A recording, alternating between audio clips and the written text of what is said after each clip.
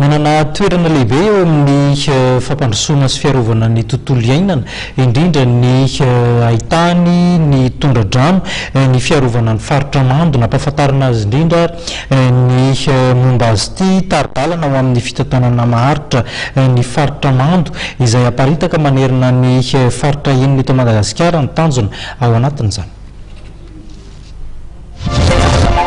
Ny 80 isanjato ny faritra mando teto Madagasikara teo anilan'ila taona 2020 sy 700 sy 700 ary mbola mitohy amin'izao izany.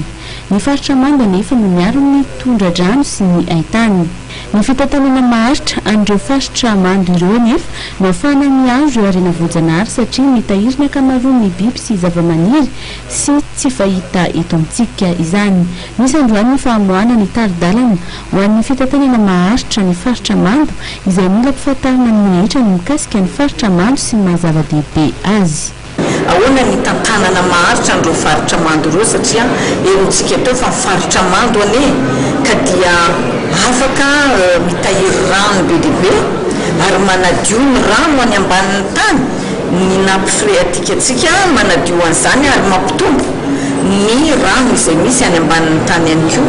Io koa afaka mandanjalanja tsy isian'ny tondra-drano rehefa miakatra be ny rano satria afaka mistabilize an'izany izy donc tsy misy ny tondra-drano ary tsy misy ihany koa ny maintany. Io koa dia ahitantsika karena maro ao anatiny raha tsy teny fotsiny ny hazan-drano izay maro samihafa voalaza teo, ireo zava-maniry ataoko hoe akora maro samihafa ampiasaina amin'ny asa tanana maro samihafa, ny fizahan-tany rehetra zany rehetrarehetra zany hitantsika ao anatin'ny sehatry n'izany toridalana zany ahafahana mitantana andreo. Marina fa faritra enina no misy ireo faritra mando arovana eto amintsika, na ny faritra Atsinana, Melaka, Menabe, Boeny, Atsimbandrefana ary Analamanga.